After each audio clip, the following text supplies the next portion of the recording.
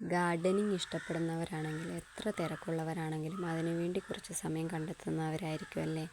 അതുപോലെ ഒരാളാണ് ഞാനും.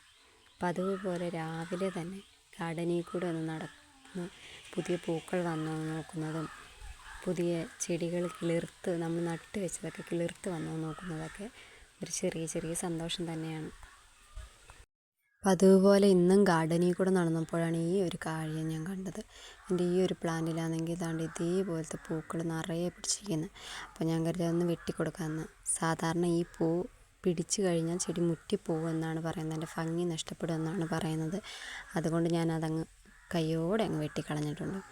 ഞാൻ കഴിഞ്ഞൊരു വീഡിയോ കാണിച്ചിട്ടുണ്ടായിരുന്നു കുറച്ച് റോസാക്കമ്പും പിന്നെ മൊസാന്തയുടെ ഒരു കമ്പും കുത്തി വെച്ചേക്കുന്നത് വേരിറങ്ങാൻ വേണ്ടി. അപ്പം ഞാനത് നോക്കിയപ്പം മൊസാന്ത കുറേ കമ്പ് വെച്ചെങ്കിലും അതിൽ ഒരെണ്ണം നല്ല പോലെ പിടിച്ചിട്ടുണ്ട്. അപ്പോൾ ഞാൻ ഒന്നും കൂടെ വേരിറങ്ങട്ടെ എന്ന് കരുതി രണ്ടിലും കവറിട്ട് വെച്ചിട്ടുണ്ട്.